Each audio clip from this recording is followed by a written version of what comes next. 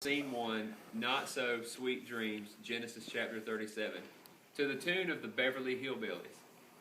Now this is the story of a man named Joe who was sold as a slave for telling dreams to his bros. And just when he thought he had had enough strife, out from the bed popped Potiphar's wife.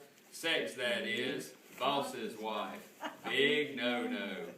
As she grabbed his clothes, he decided he'd bail. And sadly enough, he ended up in jail. It doesn't end there, we can all take heart. And if I stop the silly rhyme, this show can finally start.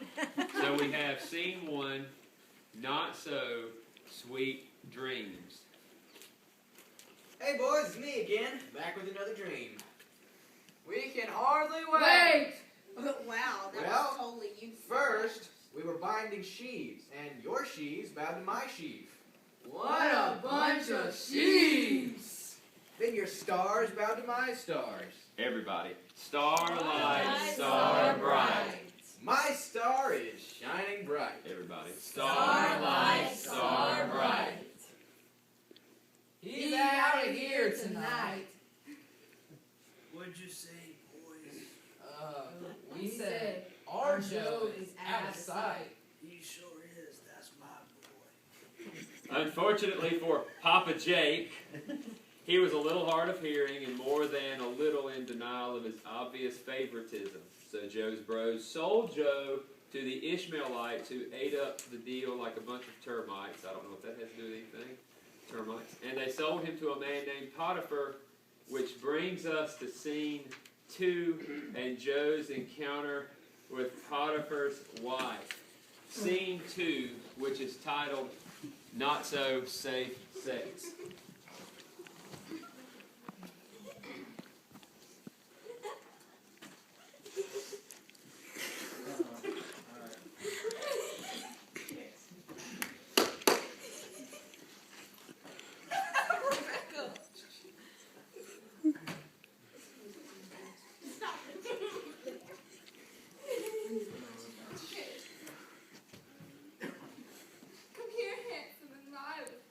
Sorry, ma'am, I never tell a lie.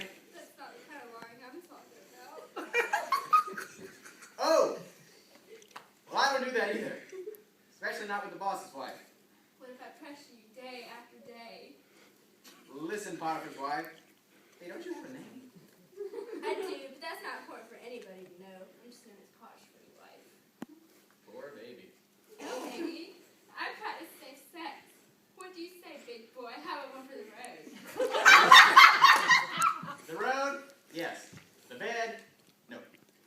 At this point, Potiphar's wife got desperate and began quoting old love songs. If you leave me now, you'll take the very heart of me. And if I stay, I'll lose a lot more than that. You'll be sorry. Maybe, but at least my name will be in the Bible. Then Joe ran out of the house, leaving his cloak in the hands of a sexually frustrated woman whose name we'll never know.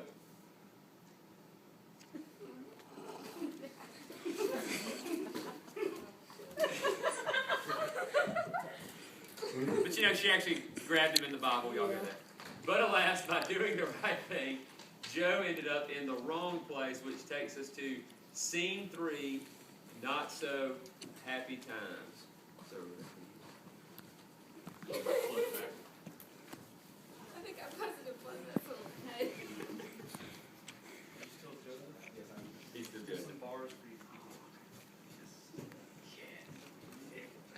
No, not TV out Woe is me. I've been beaten, sold, seduced, and thrown in jail. Oh well, might as well make the best of it. And so Joe decided if he was going to be a prisoner, he'd be the best prisoner there ever was. I'll be the best prisoner there ever was. But soon he was joined by Cup Gal and Baker Boy. Y'all are in jail too, by the way. I'm the cup gal. And I'm the fabulous baker boy. After introducing themselves, they told Joseph their troubling dreams. We had some troubling dreams. Do tell. Are y'all tagging? I'll go first. My dream was about vines and grapes and Pharaoh's cup. Then Pharaoh came and drank it up. that mean I have to make my dream run too? Wait your turn, Baker boy. Good news, Cup Gout. You'll be back on top very soon. On the next, Joe. My dream was about bread and birds and Pharaoh's basket, but Pharaoh didn't come. 'Cause he was making a casket. Uh-oh, bad news, right? Sorry, Baker boy, but you were fabulous for a couple of paragraphs in Genesis chapter 40. Definitely added to the storyline. It is. And Cup Gout, don't forget me when you're back in the palace. I will for a couple of years, but I'll eventually come out of my selfish stupid. Bye-bye. And so, for 2 full years, Joe stayed the best prisoner there ever was. I was the best prisoner there ever was. But then Pharaoh had a dream, which takes us to our final act. Not so bad after all. I forgot one part. Pharaoh said it. Watch that TV. Here's Pharaoh. I had a dream. Oh, that reminds me of Joe. But I haven't told it to you yet. Well, don't tell it to me. Tell it to Joe. Unfortunately for Joe, he was still stuck in scene 3. Who's Joe? I was the best prisoner ever. So Pharaoh went over to Joe and slapped him out of it. That's your chance. Wake